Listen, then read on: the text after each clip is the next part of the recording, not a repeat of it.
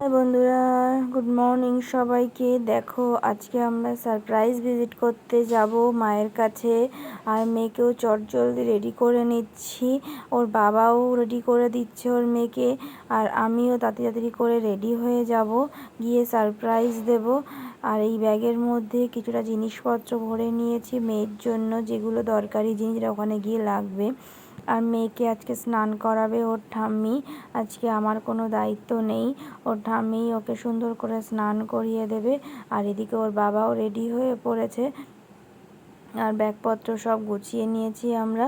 আর gate খুলছে, রক্সিকে বললাম আমরা যাব আর আসবো, তুই কিছুক্ষণের জন্য থাক। আর বাইরে প্রচণ্ড রোদ্দুর, এই কারণে এই ওড়নাটা নিয়েছি, ওটাতে করে মেয়েকে একটুখানি পেঁচিয়ে নেব, যাতে ওর কোনো রকম ঠান্ডা গরম না লাগে, কোনো অসুবিধা না হয়। দেখো আমরা তাড়াতাড়ি করে চলে যাচ্ছি বাড়ির উদ্দেশ্যে। আর রাস্তায় কোথাও দাঁড়াবো না, একেবারে বাড়িতে গিয়ে দাঁড়াবো। এই দেখো মা নিয়ে নিল আসার সঙ্গে সঙ্গে মেয়েকে। আর এই মামি, দেখো মামিও প্রচণ্ড মেয়েকে ভালোবাসে, কত আদর করছে। আর মেয়েকে দেখো এই কেজের লোশনটা আমি লাগাই, তার কারণ হচ্ছে নিউবর্ন বেবিদের মাথা স্ক্যাল্প থেকে অনেক রকম চামড়া ওঠে, আর এটা লাগালে খুব সুন্দরভাবে উঠে আসে।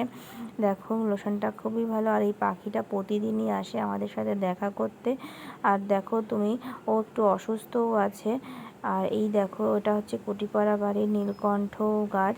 আর আজকের ব্লগটা এই পর্যন্তই। তোমাদের যদি ভালো লাগে অবশ্যই লাইক করো। টাটা।